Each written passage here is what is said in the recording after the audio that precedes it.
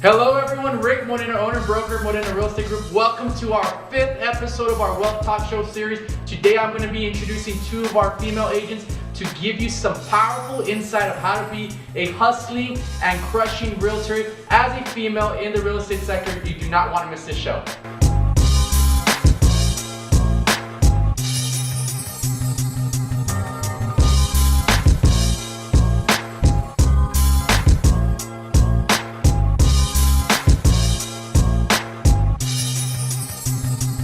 Hello everyone, Rick Moreno from Moreno Real Estate Group. We have 2 of my awesome agents, and the episode today is going to be focusing on the differences of a newbie realtor. We got Allison Kopaka. She just started her real estate career. She's 1 month in, and then we have a veteran who's closed over 100-some transactions with several different companies. We have Daisy Aguirre. So I want to introduce them, guys. Welcome to the show. Last week I had my boys. They had full-time jobs. They were husbands. The fathers, they had their own unique sets and dynamics that are challenges for a man who is venturing and wanting to be a cold-blooded closer in real estate. But I think you guys, I was really excited about this episode because you guys have a different set of challenges than my boys that we just had last week. So tell us a little bit about what challenges you guys face, as being a mom and a full-time realtor, and you're a wife, and your husband's going to be deployed in a couple months, right? My boy Nick is going to be deployed. So what are some of the challenges, for the audience out there, for a mom who is a full-time realtor and they want to kill it?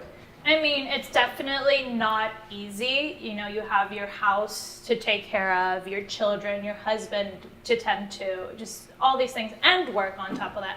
But I think that if you have a good schedule laid out, I think, whether you're dealing with work in the morning, work in the afternoon, home life in the morning, home life in the evening, whatever it is, as long as you have a set schedule and you follow it every single day, step by step, then I think that'll help you be very successful to juggle both work, your professional life, and your home personal life. Absolutely. Establishing that routine, if it's not on the calendar, it's not happening. Yeah, everything.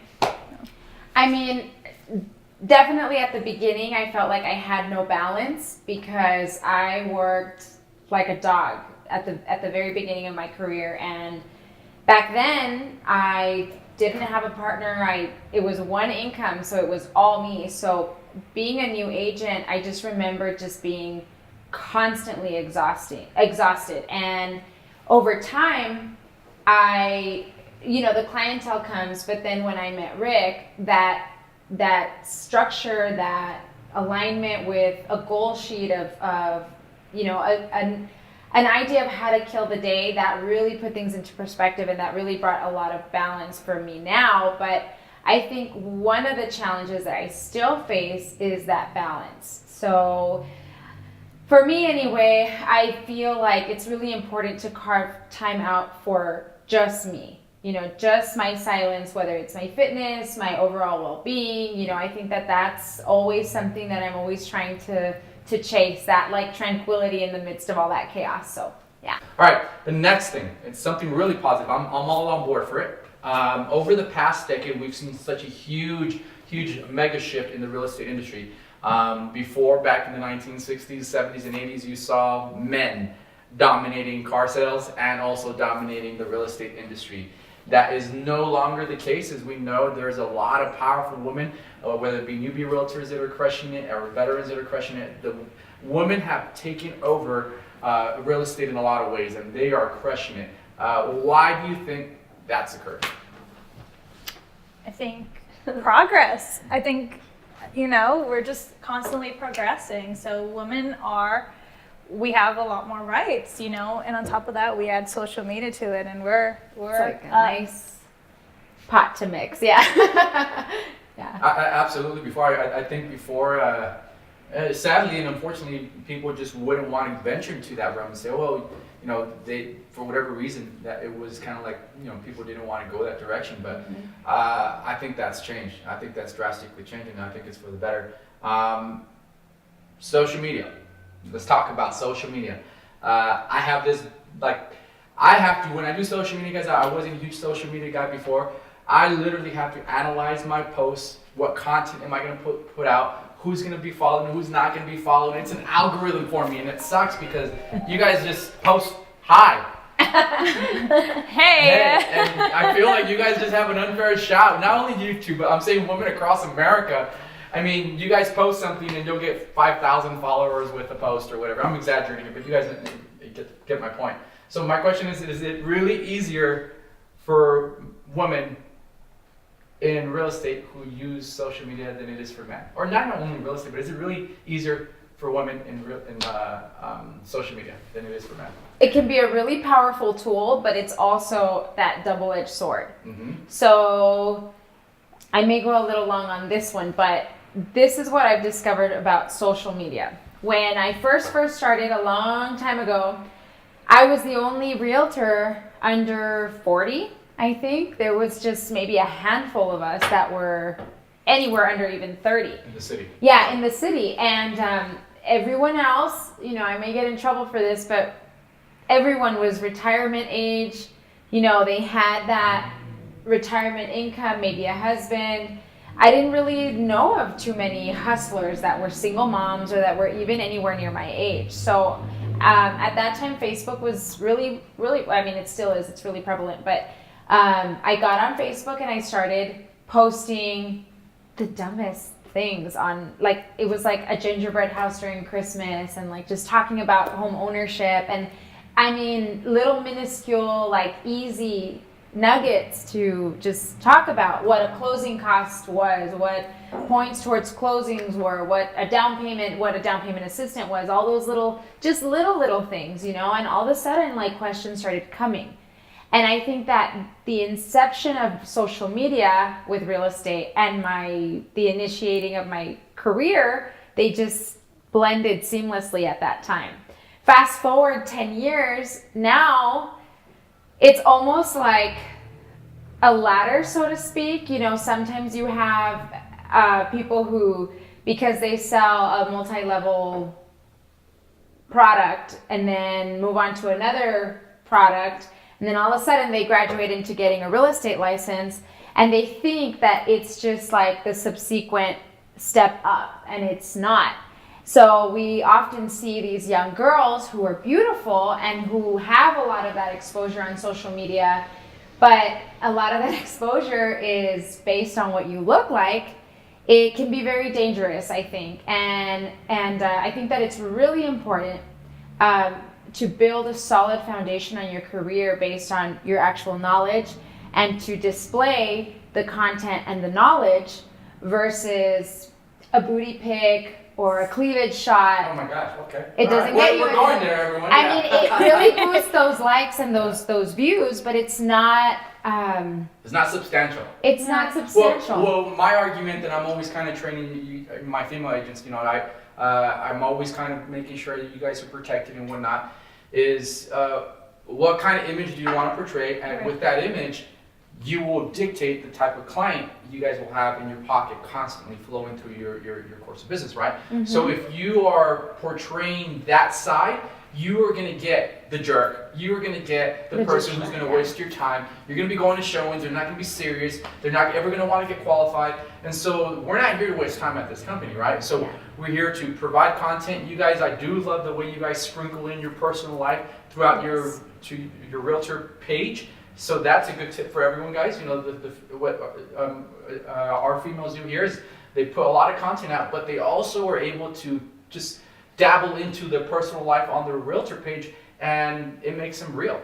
And I like that, right? I think that's really important, to just always be yourself. Yeah. You have to always be yourself no matter what, and spit out that knowledge that you have. People will like that.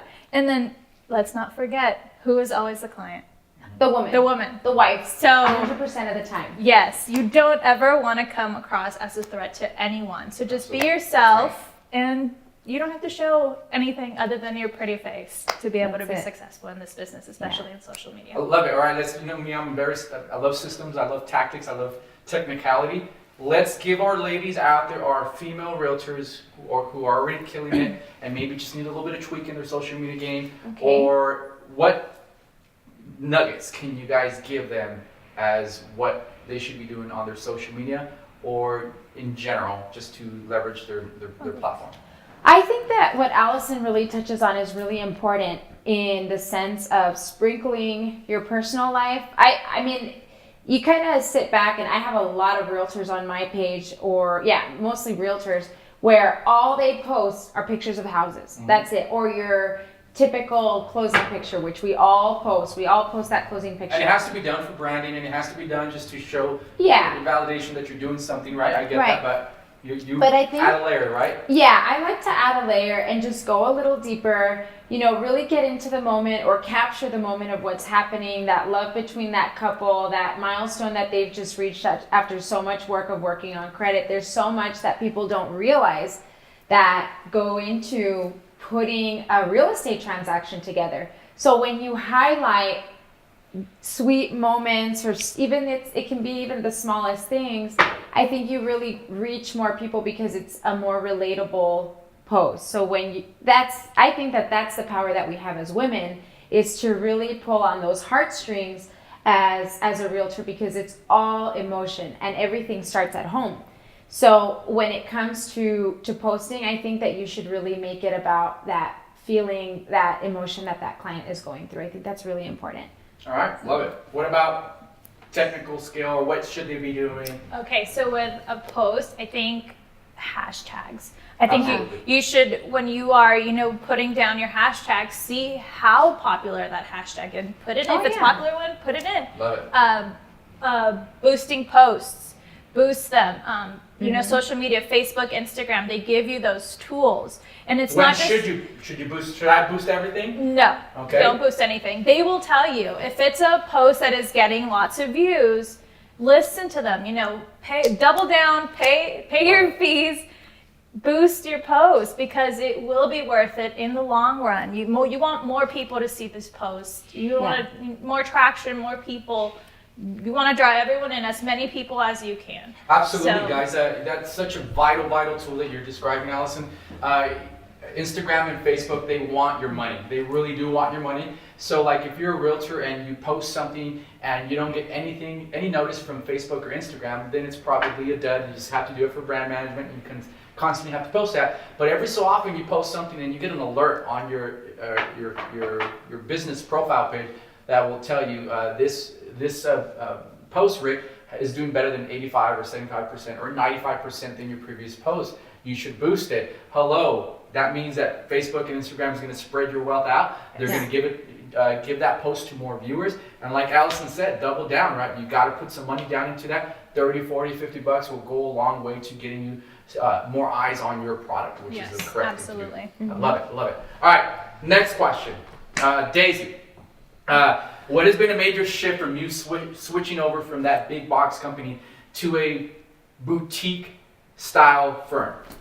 Or has there been any change? Okay, well, I really believe I have been at several companies, and I think that it is a tried and true statement that an agent can be successful at every or any company that they choose. It really boils down to grit, I would say, the perseverance, because in this business we face a lot of rejection. So I think that those main components, and obviously knowledge for our ever-changing market, but outside of that, I think that I personally, my day used to be Zumba at 9 a.m., which I miss. Be real. Which I miss with all my heart. I do. I miss doing Zumba. It's the one thing that if I'm ever just crazy rich, I'm going to spend my days doing Zumba at 9 a.m.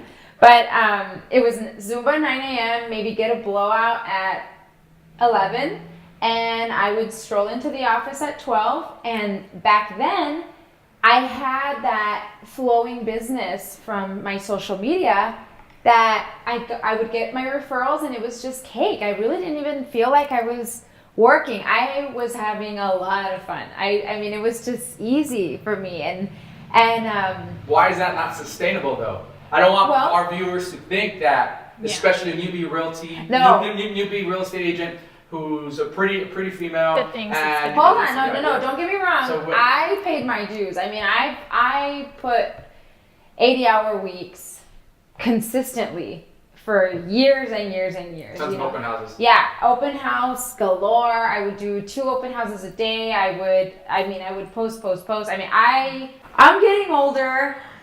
I can't really compete with these youngins, that, I mean, they look fabulous, and I'm not really prepared to,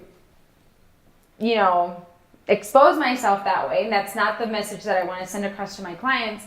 I need to really change my approach, and I really was just ready for more growth. So when Rick and I met, I mean, he was very intimidating to me because he was just like analytics, and I'm just free bird, free spirited, and I just never paid real attention to the nitty gritty of analytics when it came to real estate and what kind of prospecting drives to create a lead, then to create a client, then create a transaction, then a closing. So upon meeting Rick, I really noticed that he is a machine when it comes to analytics and systems and structure, things that and budgets, things that it really wasn't in my everyday life, right? So it was definitely a crash course for me. Not to bash big box companies, I learned a lot from them, but when I met Rick and when I came into MRG, it was like my face in the mud prospecting. Calls, notes and pop-bys, things that I had learned throughout my coaching skills, I still implemented that into my everyday, but it was just real gritty work to where instead of people coming to me, then I was changing my approach, and we were actually going hunting for people who really needed our help. So it really, more than anything, it brought forth a different feeling of just feeling a very rewarding feeling for what we were doing, and it brought that meaning that really shifted how we do business and how we find people that are really in dire need of our help. So, and the goal, when she was very, very reflective in her process, she asked me, where can I get better?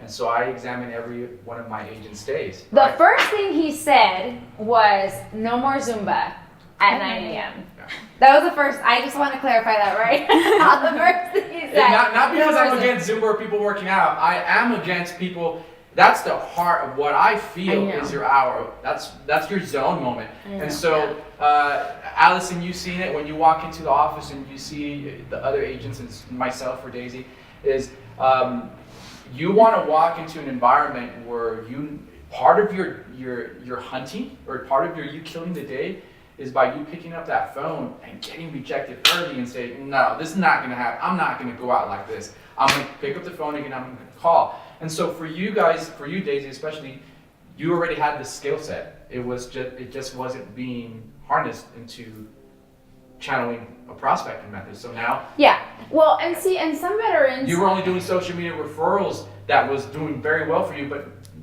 what are the avenues that you're doing now that's completely different?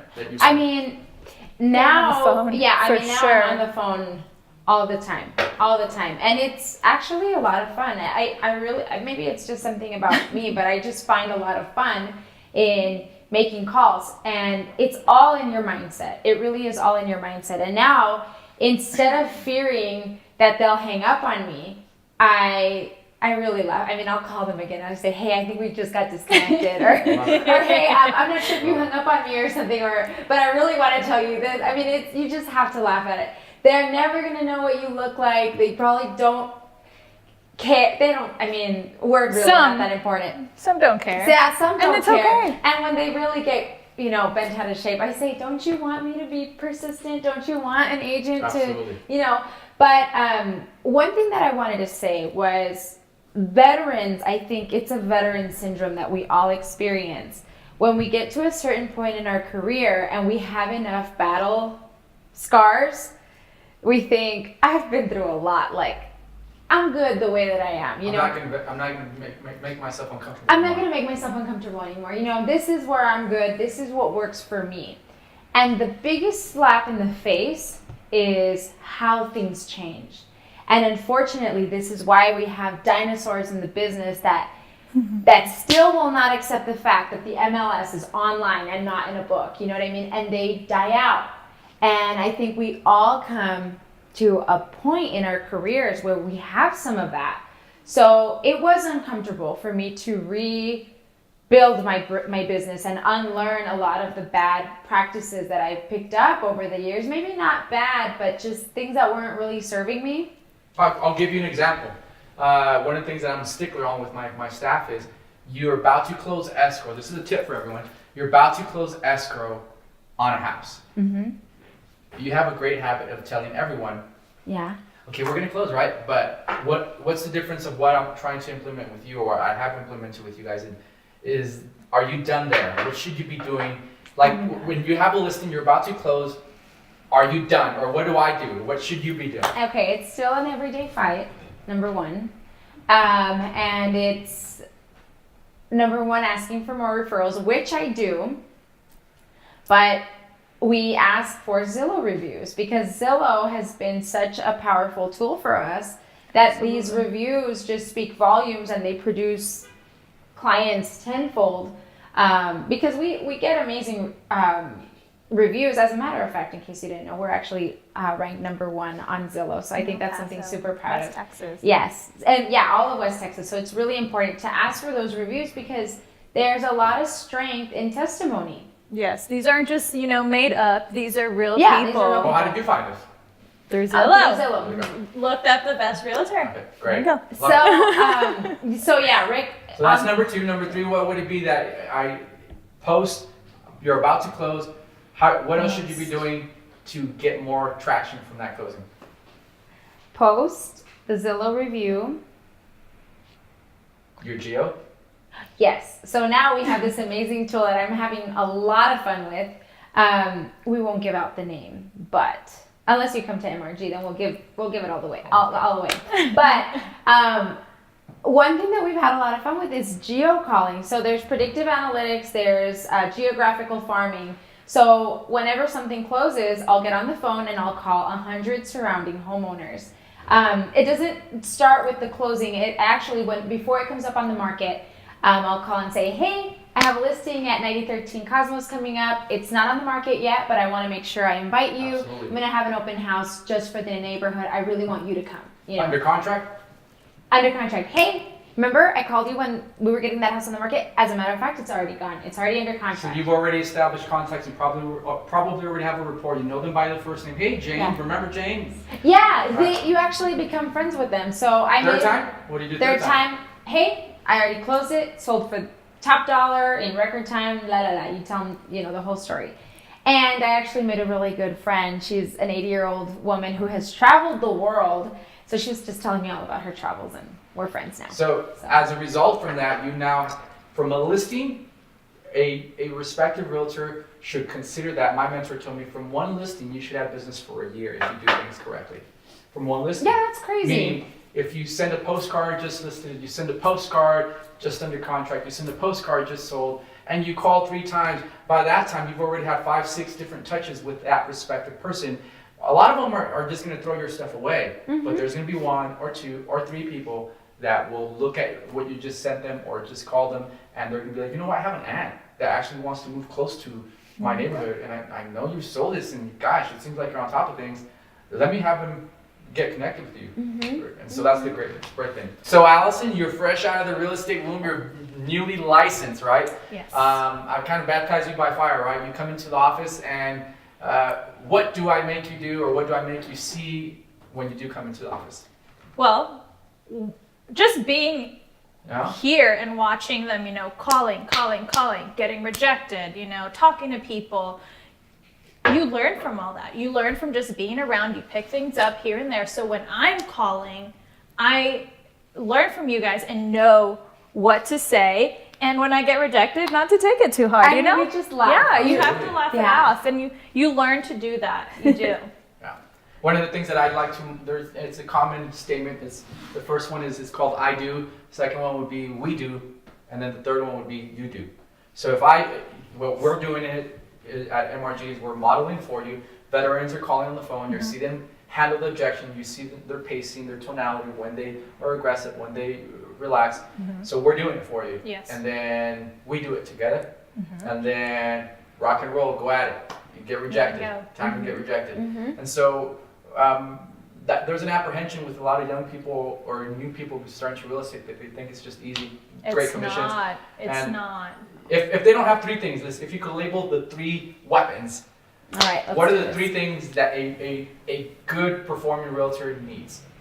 You need to be persistent, consistent. One thing. 3 things. Okay, wait. I'm going one by one because they're like it's all coming together. So one thing, you have to develop a thick skin. You have to. Okay.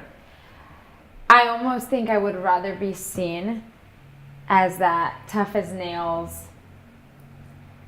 All right, so thick skin. Thick skin. If you take things personally, if a client makes you cry, because you're gonna have clients that sometimes are in really difficult situations and whatever they're feeling may come out as diarrhea of the mouth and it's gonna offend you and insult you.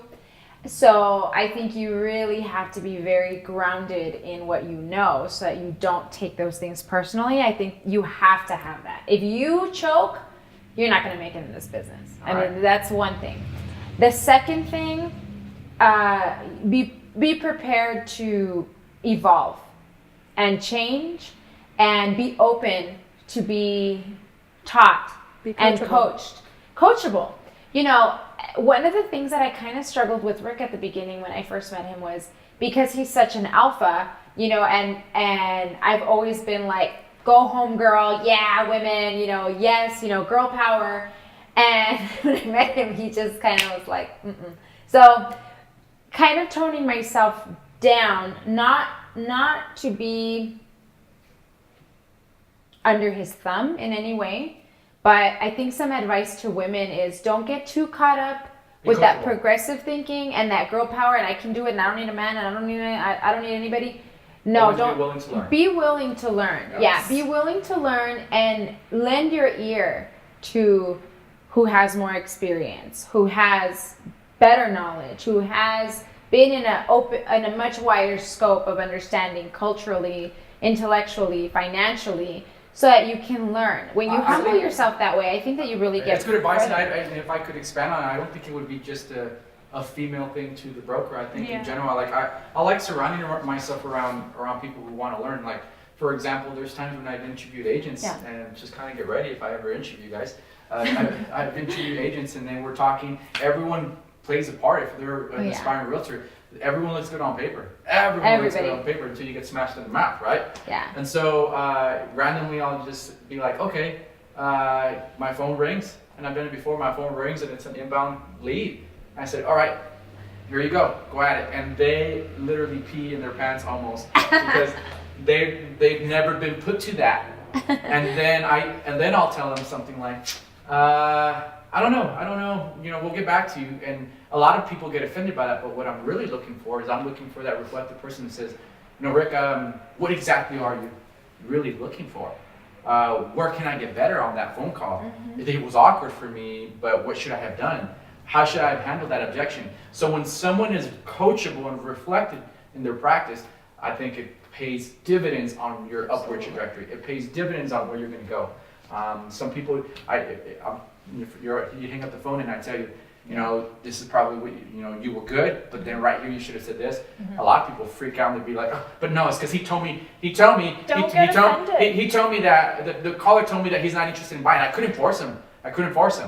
And at that point, that's when you know you're probably not gonna do amazingly well in this business. Well, I mean, and I mention it as a woman just because it's the things that I learn and But it transcends. I think it's male or female. All right, so what's your number 3? Yeah. Technical. Give me something technical outside of persistence, outside of a behavior habit. What is like something that they either need to invest in or a common thing they need to be doing, all the time? So I definitely think mentorship is huge. Mentorship is... Get yourself a mentor. Yes, get yourself a mentor. Somebody that you trust, that you feel comfortable with, that you can be truthful about yourself with, Yes. and really be willing to show those vulnerabilities so that that mentor can really help you out. For me, it's been that, and through my time at MRG, Rick has really pressed organization on for me. And for me, it's always like, well, I know what I'm good at, so I would rather run with what I'm already really strong at. Which is good, but that organization for me is vital. And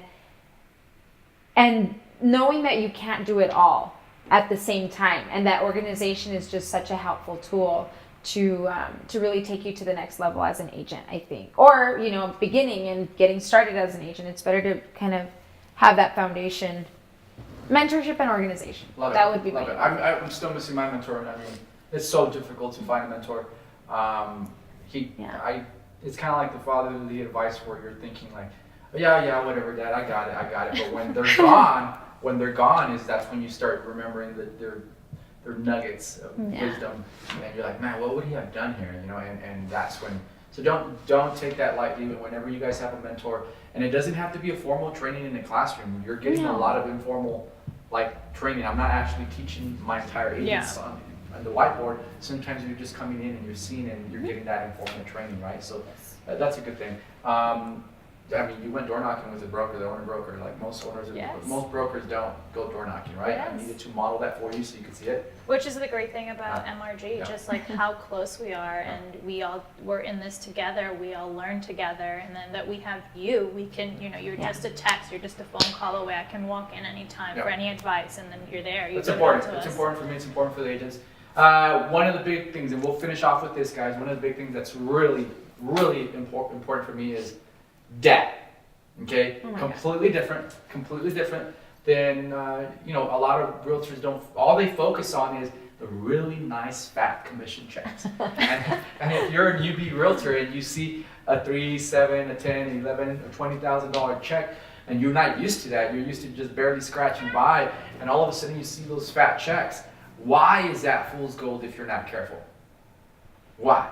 Why is that? Why are you looking straight into my soul? This is something that I'm always talking to my agents about, right? Okay. Enough brokers don't do it. If you're a broker, you should be really focusing on empowering your agents with some financial literacy so that they could retain commission and dump it somewhere where they'll be fine. But anyway, it's fool's gold because it is, like I said, ever-changing business. We have great months. We have terrible months. If you don't have that structure, and if you don't have that organization, and if you don't get into that rhythm of prospecting, you can just happen to have 3 referrals in a week that all close at the same time, and you end up with 30 grand. And you decide to take a last minute trip to Mexico or to see your friends or to whatever, and you shop. And you're like, the money's flowing, right? It's the land of milk and honey. It's not how it started when I first started real estate, because nothing was closing back then. But I tell you, you just get comfortable, and it's a lie, and you think, I'm young, I'm healthy, I work hard, I deserve it. Absolutely. I deserve to be, spoiled. Now, for me, it was a moment of truth and of self-realization, and just being, again, open and vulnerable to that help, realizing that the path that you're on is not sustainable for long-term wealth and wellness. All of a sudden, I found myself with debt I never had. I never grew up with debt. My parents saved every penny and reinvested that penny back into the business. And I realized, holy cow, I'm not doing that. And now I have debt, and now I'm stressed out, and now I'm worried when I was never worried before. I mean, I was never worried. So be very careful with debt. It's a very real monster. It's the devil. It will control you, and you will become a slave to it if you're not careful. For me, it took months of it was painful. I put her in rehab. That's pretty much what happened. You're making a long-winded answer, but I put you in rehab because it's a dangerous, Yes. slippery slope for all realtors, Yes. especially new realtors, guys, regardless if you're male or female. And then throw in a woman who likes nice things Absolutely, and absolutely. a single mom, and you want to give your child everything. Absolutely. So when you throw all, it's the perfect everything. storm. Yeah, I mean, it's really bad.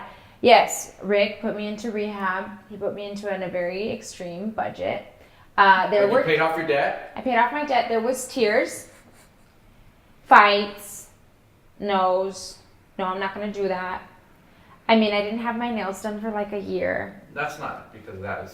But It was a lot of that sacrifice to get things paid off. The problem that I see that's just insulting to the real estate gods, if you will, is you make this money and you're teaching and empowering your clients about real estate and the benefits of real estate, but then you don't, not you, I'm not saying you, but I'm saying people in general are not practicing what they preach. If you're a realtor or a broker in this industry, you've got to have some tangible assets. You got to be near debt free. You can't be over leveraged on your debt. And those are guiding principles for me. That's my core values for this company. So whoever comes into this company doesn't mean that they got to be debt free for them to work here. No. But I do want them to understand that when an agent tells me this, Rick, I don't have money to spend on Zillow or advertising or a direct mail campaign. And then I say, let me see your finances. And if they're very apprehensive in that approach, they're not going to be a great fit for me long term. Because if I analyze a person's finances and they're open about, hey, this is my weakness, I pay off this debt, and when you pay off your debt, then you now have $1,000, $2,000, $3,000 more dollars of discretionary income every month. Then you reinvest it back into yourself and your business. You're going to be able to be sustainable in this industry for a very, very, very long time. Absolutely. The problem is people get their first commission check, right, Allison? $10,000, $15,000, and they buy a freaking new car, and they're just over leveraged. For the gram. Bags, yeah, they do everything for the gram, right?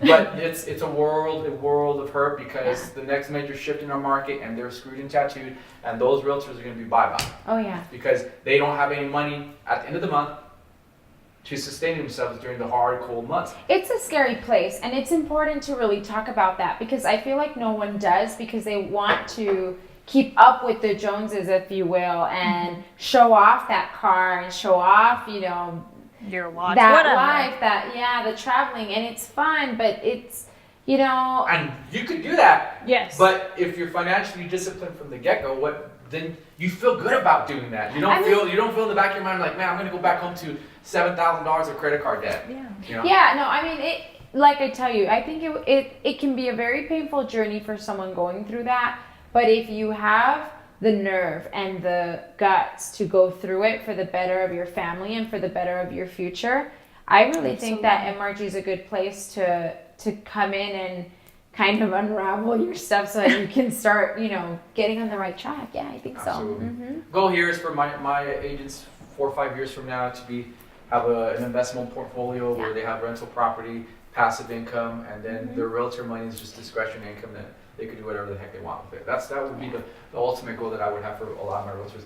Guys, some interesting stuff. They're a little bit more open than dudes, that's for sure. Yeah. I mean, they're real. I mean, Allison, thank you so much. We wish you the best in this new career. And you 1 month in, she's going to be crushing it, guys, for your real estate needs. She's awesome. Then we have Daisy Aguirre. Thank you so much. And guys, tune into our Wealth Talks shows. Keep on pouring in your comments and love for the show. We love you guys. And happy holidays and happy New Year, guys. Bye. Happy holidays. Bye.